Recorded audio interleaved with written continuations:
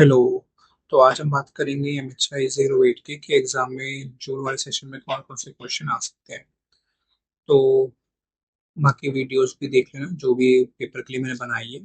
ठीक है, एमएचआई 1 से लेकर एमएचआई 7 तक मैंने वीडियो बना दी ऑलरेडी। तो प्लीज वॉच इट, जिसका भी जो जो पेपर हो। ठीक है, 08 तो खैर ऐसे भी सेकेंड ईयर का। ठीक है, let's start. First question, nature of writing on environment history in the colonial period.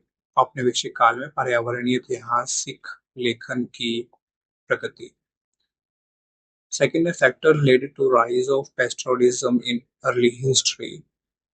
प्रारंभिक इतिहास में पशुपालन के उदय के लिए उत्तरदायी कारण। नेक्स्ट है, history of interaction between human and forest. मानवों व वनों के मध्य अंतःक्रियाओं के इतिहास का परीक्षण कीजिए।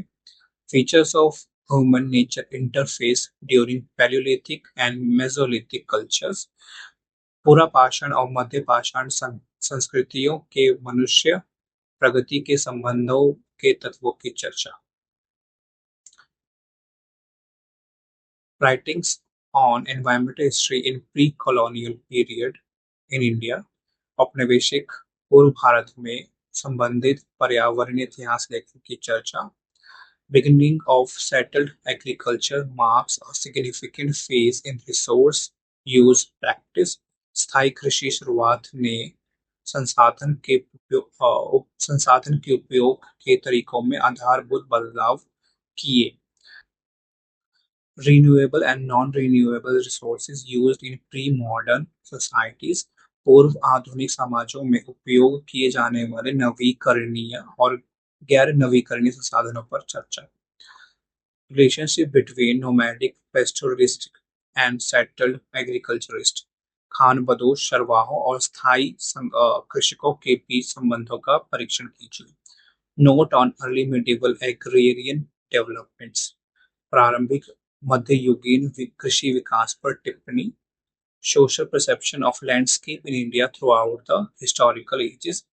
विभिन्न ऐतिहासिक युगों के दौरान भारत में परिदृश्य की सामाजिक धारणाओं पर चर्चा कीजिए।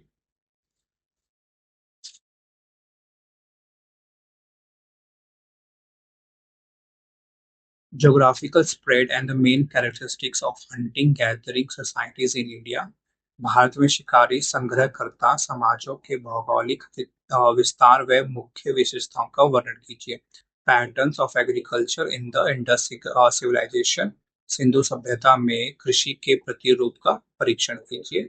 Historical patterns of energy consumption. ऊर्जा की खपत के ऐतिहासिक प्रतिमानों पर एक लेख लिखिए।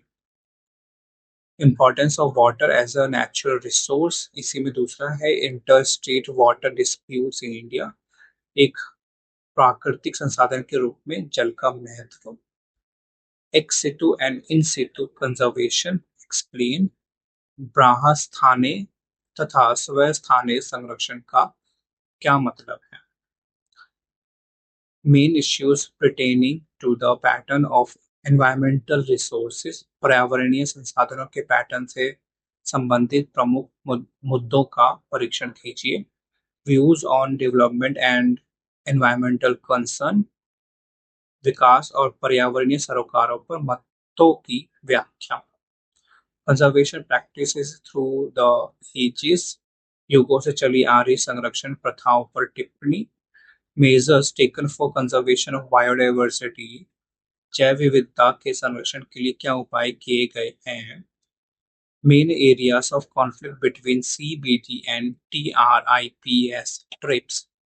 जैविक विविधता पर कन्वेक्शन व बौद्धिक संपदा अधिकारों के व्यापार संबंधी पहलू के परस्पर संघर्ष के मुख्य क्षेत्रों पर परीक्षण कीजिए। Decolonisation of India result in environmental degradation. क्या भारत में औपनिवेशीकरण के परिणाम स्वरूप पर्यावरण का क्षरण हुआ।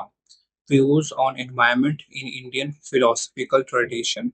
भारतीय दार्शनिक परंपरा में पर्यावरण संबंधी विचारों का विश्लेषण। तो ये मैंने 22 क्वेश्चन 22 क्वेश्चन बताए हैं। तो कोशिश करना कि सारे के सारे प्रिपेयर कर लो। जो स्टार्टिंग के 15 क्वेश्चन हैं वो जरूर कर लेना कि वो सारे के सारे सेक्शन ए के हैं। बाकी जो 13 से लेकर 22 तक है शायद वो सेक्शन बी के। तो पहले वाले जो क्वेश्चन है वो सारे के सारे कर लेना, क्योंकि वो ज्यादातर ए में आ जाएगा, तो आप मोस्टली क्वेश्चन ए से अटेम्प्ट कर लेना। 5 क्वेश्चन में से 3 क्वेश्चन वहां से करना, 2 सेक्शन बी से कर लेना। ठीक है।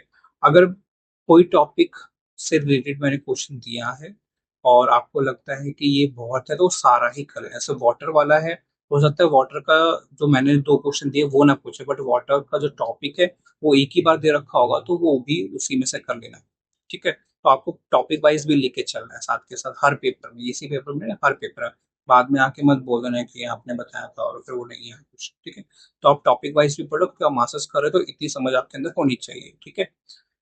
और बस इतना ही था। ठीक है। और टेलीग्राम ज्वाइन कर लीजिए। कुछ पूछना हो तो प्लीज कमेंट, और बाकी के लिए बाय बाय।